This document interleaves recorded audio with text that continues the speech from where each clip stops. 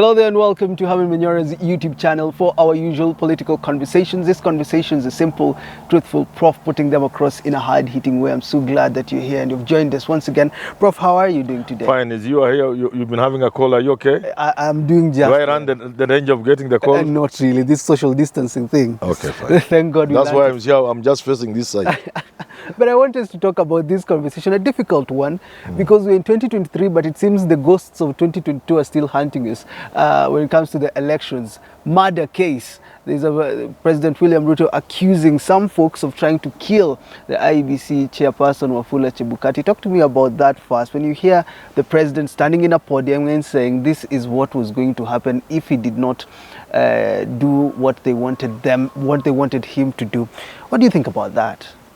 Many things. But before any of those things, some things can only happen in Kenya.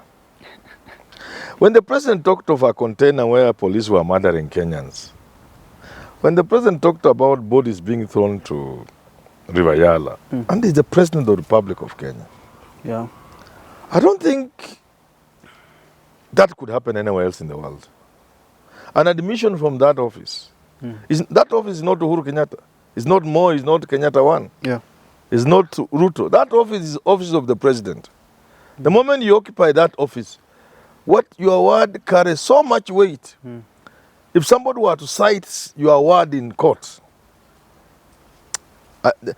however compromised the bench is, they will have to listen. But now when if you say you are the one who sacked Kinoti and he goes there to seek compensation for wrongful dismissal, for damages, and he cites that and it's played in court, the fact that the president cannot be sued while in office doesn't mean what he has said cannot be used by the defense or the other side. So some things can only happen in Kenya. And I advise our people. We have gotten to a place where now the president must know he's the president. There's so much that convinces me the president is yet to know he's the president. It is taking longer than it should take. What about those that argue we need transparency, and once he's gotten into this office, fine, continue. Yes. Once he's gotten into this office and he knows the wrongs that happen, even though he was the deputy president, let's now bring all this. I have no problem. So you ask me what I make of it, but I had to say that first. Now there are people who believe the president is trying to seek sympathy. You know, he sought sympathy to ride into office. Now he's seeking sympathy to remain in office, and the reason is simple. We are heading into very rough patches. We are going to go to very rough times, economically especially. People are going to lose jobs. People are going to be retrenched. People are going to take salary cuts. Many more people are going to go to bed hungry and so on and so forth. Things are going to be very bad. It's a global problem. So perhaps this is one way of, so you justify everything, something goes wrong, you need to justify. I'm cleaning the mess Uhuru and Raila created. That may be the reason, because I have stated here repeatedly, the president is so secure, so safe, I don't know what will be stabbing him. So that's the only explanation you can give it. But now to answer your question, that transparency. If you followed Twitter, immediately after I said that, you have your answer already. People asking, fine, good, who killed Msando? Yeah, tell us who killed Msando.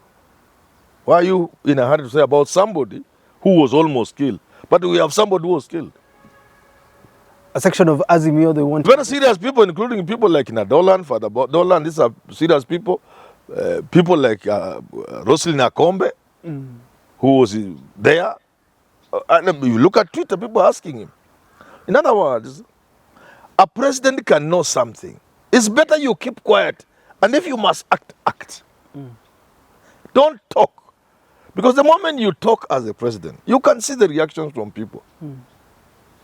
Because then people will ask you, fine, bring an inquiry or inquiry. And let people put things on the table. You run away. These sort of things are avoided. But now that because you cannot be telling Kenya that Chebukati is as clean as snow, as white as snow, the way Raila would put it. When the Supreme Court indicted him. How can a man be indicted by the Supreme Court in 2017 and you say he's clean? And people, they're also intelligent people asking, are you telling me if the president wanted to kill, if government, by extension Uhuru Kenyatta, wanted to assassinate, to kill Chebukati, it will be very difficult. But he hasn't said government, so... Who else would want to kill him? Who would want to kill him? Because the government, Uhuru wasn't... This is a narrative. There are things we call subtext. Yeah. You say this, but I'm also related to something else elsewhere. They have said the military. Yeah. Who else would Raila have the power to send the military to bomb us? Where are we moving? Would he have the power to abduct Chebukati as a civilian? It has to be somebody with state resources. So you don't mention those kind of... Me, I'm only begging and pleading. I'm an innocent Kenyan. I'm not the sort of man who has anything against anybody. It's just, I'm just looking as a citizen. I'm saying my president should know he's the president of the Republic of Kenya. Certain things as the president you don't say.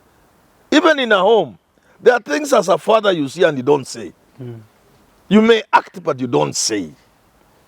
So when the president says certain things, things of River container from which Kenyans are being murdered by police, and now Chebukati being abducted to be killed, it is not good. Now, irrespective of whether there is truth in it or not. There's a section of Kenyans that want investigations done, including some from Azimio. Everybody would want. And this is what I want to know. Is this the right kind of want for people to want this investigation to be carried out now that the president has laid out some of the things he knows, he has gotten to know once he got into power? Should investigations be carried out, or is this something to sweep under the rug because you say we are heading towards a danger? When you enter into investigations of that nature, you must be very clear about the goal. What is the purpose? What do you want to do? What are you addressing? Yes, you must be. We must know what we want to do. In what context do we want to have an inquiry or inquiry? I would say probably it's trying to undo the wrongs that were done before. Yes. And as we move on to the next election, we make sure we avoid such kind of happenings happening in the next election. So, things of that nature which fall under something like truth and reconciliation, you must create that context first. But if you just say, let everybody come and say, where will it end? Where will it start? Where will it end? Where will it begin? No, it's not easy. These things are difficult. Government has a lot of secrets. Government, serikali. Yes. Serikali. Government keeps secrets. Government is the home of secrets. Because sometimes some information, you keep it away from the public because if it is known at a certain time, it could cause havoc. Because if you bring Chebukati in inquiry, the horse Camagos will come out. The horse Camagos will come out. Okay. Those kind of things will come out. They may not be as comfortable as you want to believe. So the credibility of the elections will be... Yeah. So the idea is we should start an inquiry into the elections, not Chebukati. And we must then say, should we establish through this inquiry that beyond any doubt, these elections were not free and fair. As a country, we undertake to have a repeat election. Yes. That's why I say you must create the reason and the context, the environment. The ecosystem should be able to carry that inquiry, not just talking. We are now then you... Because I think Moses Wetangula said he's surprised that even we saw CCTV footages of people bangling the bombers as they're trying to announce the election, and they haven't been arrested yet. So we're trying to look at where should we go first. But you see, you could say that set of CCTV cameras. Yeah. But Tuji also said he has his. And they're not the only people who could have CCTV footage. Yeah. I'm telling you, you could open it until you wonder, why did I open this? But there must be a purpose. We must say, going forward, we want clean elections. So we want to have this inquiry. And whatever comes of it, if it proves, if it goes in the direction that these elections were messed, because the Supreme Court had only 14 days, if these elections were messed beyond repair, as a country we undertake another fresh election. I'll have to answer. But if there's no purpose, let's just get the criminals and prosecute the criminals. It's easier to prosecute the criminals. If somebody wanted to abduct and murder Chebukati, that's a criminal offense. True. Let that man face the law. For Azimio leader Raila Odinga, he said he's inviting even the International Criminal Court, Hague, to inquire into what was happening with Chebukati, saying that he didn't trust him. Remember when he was in Mombasa? Is this something that you would invite international community to come to Kenya and take a look at this? Because if the president is accusing one side of something, Azimio is accusing who is right to lead this investigation. So should we now invite the international community? No, I am one of those people who believe we should not drag Kenyans to international courts. We have the capacity to handle our own issues. But you see where this thing is going. If the president starts a war, and that war then divides the country into two, okay? Yeah. On matters of IBC. Surely, after the president has been received the way he was received in Nyanza, the following day you come and open the same war. You make like the Orengos look very bad. People have spoken very nice about the president. People, by the turnout and by the crowd reception, by what Kina Orengo was saying and everybody else, people have accepted the elections are over. They want to move on. Then you leave Nyanza and the following day you open the same thing. So you want to continue dividing the country. Go ahead. Now, you say this happened. Raila, on the other hand, says this requires intervention even at the highest level. I will draw the attention of these people, Raila and the president, to what happened in the Philippines. Let them go and check. What happened? If the two sides are unable to make sense of things and be statesmen, the people can come in between. The people separated the Philippine armies. Stood in between. So don't create me, I just say innocently. These guys are creating a situation that you can send this country to the dogs. I am very surprised, honestly, that after the president has been to Nyanza, the bedrock of opposition, and he has been received the way he was received, and the senior politicians like Orengo have said things that even irritated some people, including me. Then the following day, the president walks on a podium and says the things he said about an election that people want to forget. Finally, maybe I hear that from you, because when you started, you say it's as if the president is diverting Kenyans from the real issues at hand, which is the economic crisis, and you say things are going to look bad. But does this mean that Kenya, the president isn't in the right position to change the economic situation as it is in the country, because now we're getting into other litigative issues? You see, in mitigating the challenges, in changing the economic situation and the hardship Kenyans are facing and are going to face even more seriously, Americans will tell you ain't seen nothing yet. If you think times are hard, you are a joker. Times are going to be so hard. Now, are you asking whether the president... Is this a diversion strategy? Because he can't do it. When you have a problem such as the ones we have and the ones we are going to face, you must ask yourself, is the president able to do something?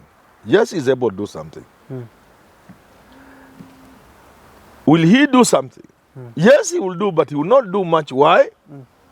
If you allow yourself to be directed by IMF and World Bank and other multinationals and other groups like those people pushing for GMO and the rest, you are unlikely to do even that which you could do. And yet you must do that which you could do, because there's a lot more you can't do anything about. Certain global problems. You can't stop the Ukraine war. You don't have the power to stop the Ukraine war. You can't interfere with the transporters of oil from across the world over the seas.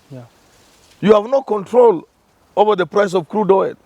And those things, just supposing the crude oil jumped the way it jumped when Uhuru was in power. It goes like this, then it just jumps. Supposing oil now jumps by several dollars, sometimes tens of dollars per barrel, what would the president do? The reason why I've asked you that is because the likes of Babu Owino, who says, in these matters to do with 2022 elections, just leave them aside. Let's move on. Because we have this economic crisis. Now, I'm bringing this conversation because we have economical hardships, and then we still have this Chebukati issue. Would you say, let's try to forget the past and build the country? That's what I'm saying. The president and his deputy must take a cue from that guy and from Mudavadi. I heard him say, forget about the elections. Forget about Raila. Forget about the mtu wa kitandawili mzee nini kuzimia. Leave that. Leave mambo ya Chebukati. Let Chebukati go home. Mutai Ngunyi saying, let him go and rest in peace. Rest in peace, Chebukati. That's Mutai Ngunyi, not me. Let Chebukati go home. He has a nice package. Let him go and relax. If he did something wrong, let him deal with his conscience. If there is any blood that has been shed because of him, let him deal with his God. Forget about it. Deal with the challenges. Even sometimes call the opposition and say, this now is beyond a party. When Obama was taking over, America was going through a hard time. People had to accept. We worked together because America was going down in terms of the economy. You need to sometimes get to talk to people. During the Westgate terrorist attack, you saw Raila and Kalonzo going to State House. This was something beyond Uhuru and Ruto. Yeah, there are times like that. So don't create situations where if it gets to a point where the opposition and government must work on something because of the national importance of that thing, you are making it impossible. No. Always leave room. Even in Munagongana, even as you hit each other, opposition and government, always leave room where when it becomes necessary, you can get together in national interest. But when you go rubbing salt in injuries and creating more injuries, more wounds, you are making it difficult for the opposition and government to work together in the interest of the nation. Maybe finally, what should we see in the next 2 months if the president is to go towards the right direction of changing this country and, you know, not adding salt as you There's not much the president is required to do. Just 2 things. One, forget about the election. It's over. You are the president. Just forget. Sit down with Gachagua and tell him, let's stop. Have people reminding you every morning if need be. Leo unaenda kwa mkutano, usiongei mambo ya kuzimia, mambo ya nini. No, talk what has taken you there. And the second thing, do things that you think are good for the people of this country. If you must listen to partners and friends and other countries, always put the interests of our country first. Yes. Till we do talk again, thank you so much for tuning in to our political conversation. I'm Jedel Kibero. Have yourself a lovely rest of your day.